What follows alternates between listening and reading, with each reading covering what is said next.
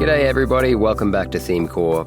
In the vast landscape of buddy cop stories, the partnership of Zootopia's Judy Hopps and Nick Wilde isn't just great, it's a narrative anomaly for mainstream cinema these days. Anyway, it's a pairing written with such precision that it manages to sidestep many cliches that normally trap this genre.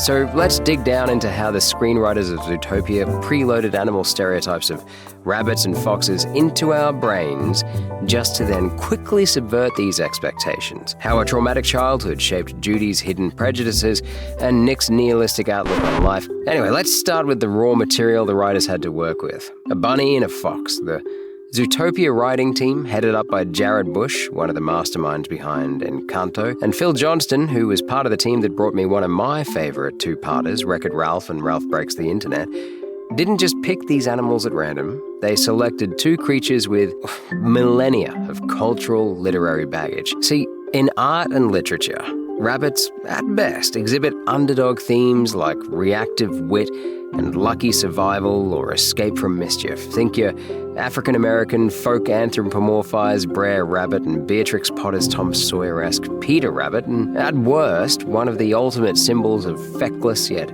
fated prey. Innocent, harmless, vulnerable, like the slaughtered Sandalford Warren rabbits in Richard Adams' Watership Down. Sandalford's gone, destroyed. Skippy Rabbit's perennially oppressed family in Disney's animated Robin Hood, or even the unattainably pure rabbits that poor Lenny just keeps on yearning for right till the end in Steinbeck's Of Mice and Men.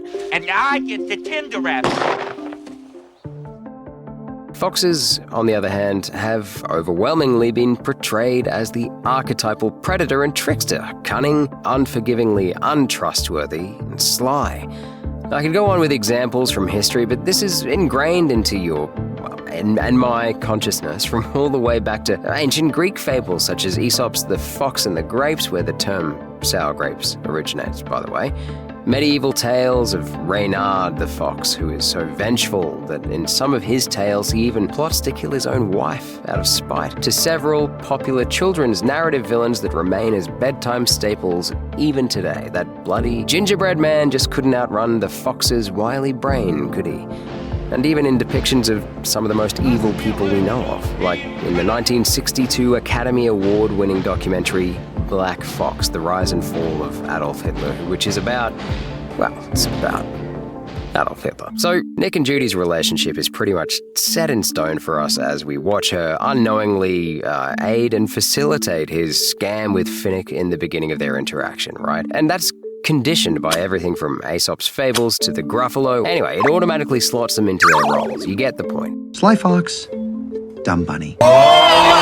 Judy's the hopeful, perhaps naive hero, and Nick is the shifty, self-serving scammer that we already know him to be. It's called a hustle, sweetheart. The movie uses our own ingrained bias as a narrative shortcut of sorts, before we've even heard a line of dialogue. But Zootopia's genius lies in how the writers dismantle this simple setup, and it actually started with Judy herself way back at the start of the film. See, we learned that her idealism wasn't formed in a vacuum. Idealism comes from opposition to something. I mean, you can't be idealistic unless you know what you're idealistic against. And it was forged in direct opposition to a childhood trauma. Gideon Grey, the little redneck fox who bullied her weird little theater kid ass and cemented the idea that foxes are shifty and untrustworthy predators. This isn't just backstory, it's the origin of her own subconscious bias, which is further cemented when, later in life, when she's just about to leave for Zootopia, her parents give her that fox repellent. Now, I don't know what she's gone through with Gideon Grey since then, but obviously it hasn't been too good. And foxes are the worst. It's in their biology. Remember what happened with Gideon Grey? Her parents are particularly worried and passing on their own inherited bias to her generation. And here's where there's a bit of scriptwriting trickery, because we as the audience at this point readily swallow up young, innocent Judy's reluctant taking of the fox repellent just to keep her old boomer parents happy. Okay, look, I will take this to make you stop talking. But what we are also seeing is perhaps the subconscious perpetuation of this fear of foxes. So when adult Judy meets Nick, she actually might not just be this pure, innocent, naive hero Dumb bunny. confronting a sly villain. She's a well-meaning individual carrying her own baggage. Her instinct to reach for the fox repellent isn't just a gag, it's a visceral reaction born from that past experience with Gideon Grey.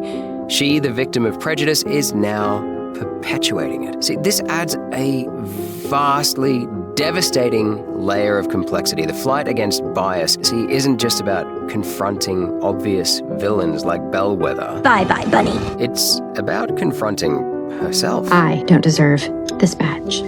Hops. It's about confronting the Gideon Grey-shaped scars that we all carry within ourselves. They seem to be reverting back to their primitive savage ways.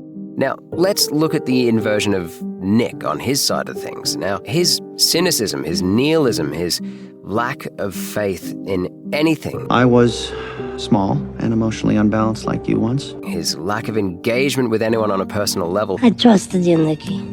I welcomed you into my home. it isn't just a personality trait, it turns out. It's a defense mechanism built from a lifetime at that point of being prejudged as dangerous and untrustworthy You think I'm going to believe a fox? simply for being himself, for being born in his own skin, for being a fox. We all know foxes are evil, right? The predator isn't the threat, though, in this case. He's the primary victim. He started out just like Judy. He, as a child, came from a less than fortunate background. In fact, he came from a dirt poor background. He's the one whose mum had to scrimp and save just so she could buy him a junior Ranger Scouts uniform, because he always wanted to be part of something bigger. He always wanted to be one of the good guys, just like Judy. But you and I both remember the scene where he's taken to the basement of the Junior Ranger Scouts on his inaugural session, whatever the heck you call it, and muzzled and made fun of and berated. He's the one who has become the victim of the worst parts of Zootopia. That is the legacy of the divide between prey and predator.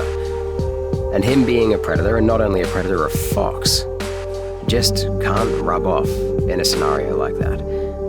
And on Judy's side, she's not just a victim. She's prey, technically, but she's privileged in position and power over Nick. She's a capable participant in the very system that oppresses him. See, this mutual subversion, where Nick realizes that a dumb bunny who got hustled by him can be, A, just as cunning as him when she tricks him into helping her, It's called a hustle, sweetheart. but also after going through this terrible low moment where she once again disappoints him with her observations about prey and predator in one of the climaxes of the film, she is capable of becoming more. She is capable of change and personal growth.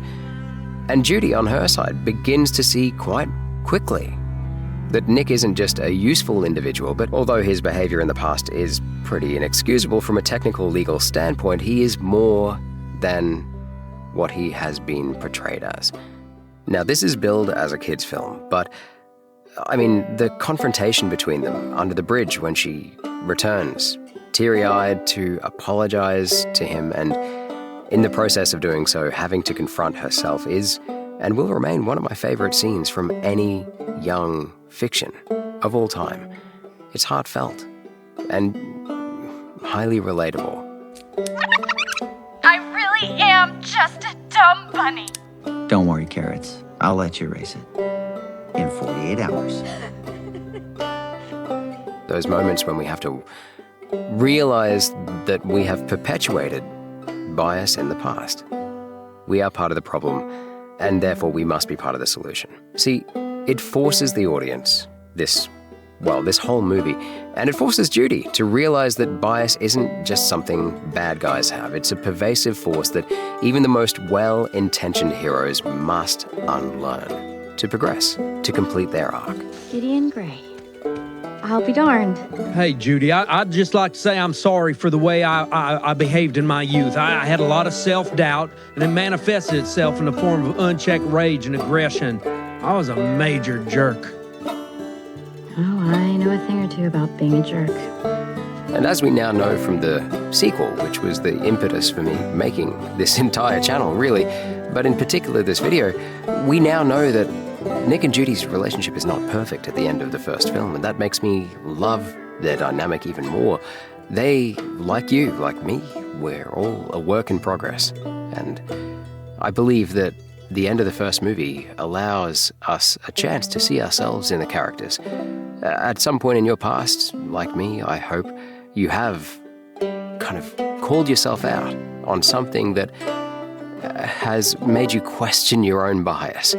Something you've said to someone, something you've done to someone or with someone, and maybe made you feel a little bit ashamed afterwards. But the best thing about this movie is the forgiveness that the characters give each other doesn't have to be from someone else. You need to give yourself a little grace.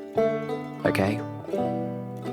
That's the video for today, guys, and if you feel like you've gotten something out of this and you feel like you recognize in Judy and Nick something that's in yourself, like I said, give yourself a little breathing space to acknowledge that with a little bit of grace. And while you're there, having a breather, then please click the subscribe button below. I know, completely selfish plug there, but hey, I'd love to see more of you in my channel. And I'd love to see you in my comments. Tell me any other movies or TV shows you want me to review. And when I say review, I don't mean just talk about the plot and everything that everyone else is just talking about. I'll talk about the things that make me feel the big feelings and things that I feel like we should be talking about in this day and age. Anyway, that'll be it for now. This is ThemeCore.